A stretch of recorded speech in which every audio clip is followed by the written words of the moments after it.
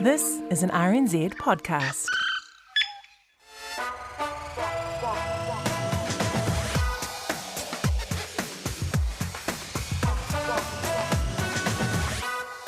No mai ki te hōtaka or news to me. I'm Zion and we've picked out only the tastiest news stories for you this week. The 2022 budget was announced on Thursday. I wasn't that excited, but it still is important. Some families who scrap their old car will be given money to buy an electric vehicle. The money could also help buy an e-bike or public transport vouchers. Buses and trains will stay half price for 2 months longer, and so will the discount on petrol. Other money from the budget will be spent on mental health and schools. However, the biggest winner was healthcare. The government says most adults will be given $350 each to help towards the rising cost of shopping and fuel as well.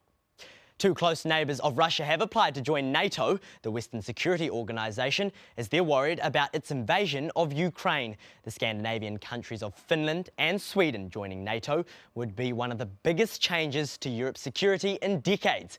Russia's concern about the Western alliance expanding was one of the main reasons President Vladimir Putin gave for ordering soldiers into Ukraine in February. But he says this week he had no problems with either Finland or Sweden or their NATO membership, unless the alliance sent more troops or weapons there.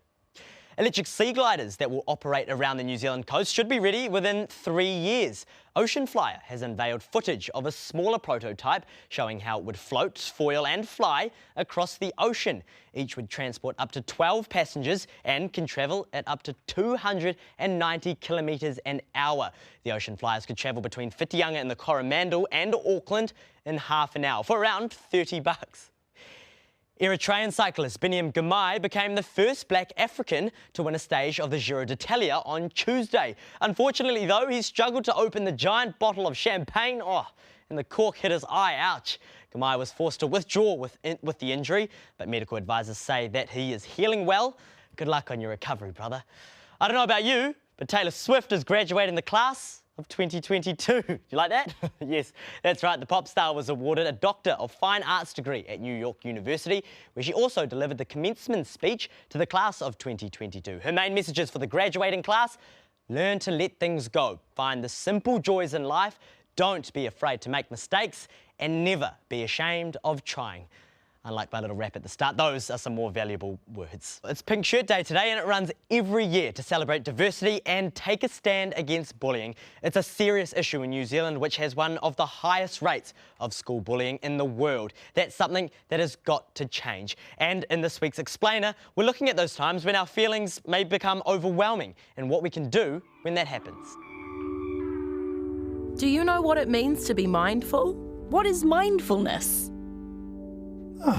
Mindful, to be conscious or aware of something. Well, that seems to be straightforward enough. Being mindful means to be aware of your thoughts, your feelings, your body, your environment, your mood. Oh gosh, that is a lot of things to think about. Have you ever really thought about the circumstances that affect your moods? Maybe you're happy when you're outside or when you're with your whānau or friends. Maybe you feel frustrated when you're being rushed. Perhaps you felt angry after falling out with someone at school or when you didn't get your way. Or it could be that you felt really sad after the loss of a loved one. When someone asks you, how was your day? You answer this question based on a series of experiences that you've had throughout your day. You either had a bad day, a sad day, a good day, or a great one.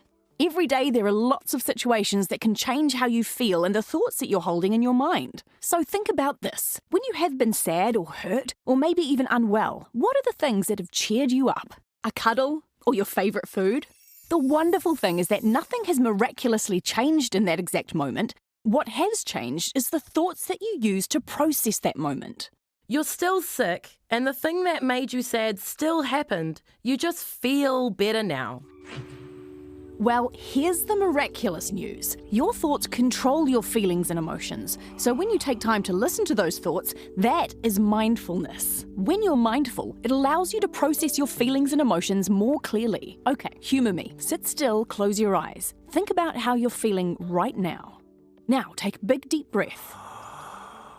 Hold it, 2 seconds, and breathe out.